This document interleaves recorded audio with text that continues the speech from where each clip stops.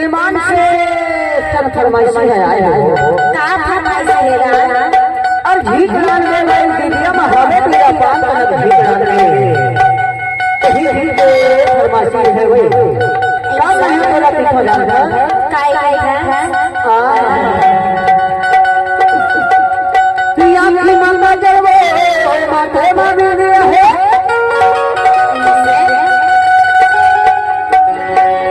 हर सुरता मगरी मौला नहीं हमें दिया वो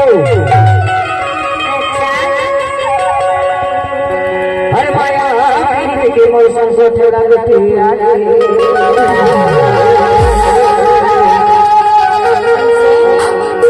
हरे बसरिया नाम पाए हो हौला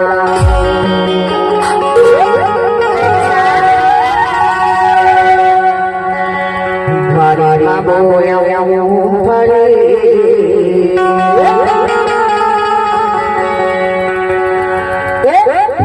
जान मारी बोया भरे हरे नाना नहीं नया नारी जाना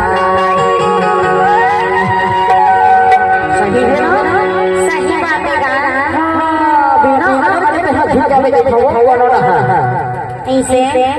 मारी बोया